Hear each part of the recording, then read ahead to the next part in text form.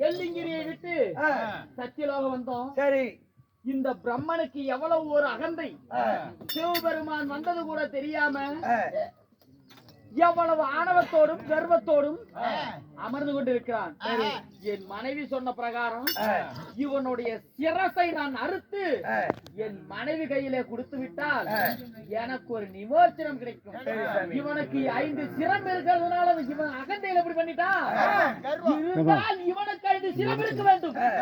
இல்லை என்றால் என்னுடைய சிரம் 5 சிரத்திலே ஒரு சிரம் அறுபட வேண்டும்.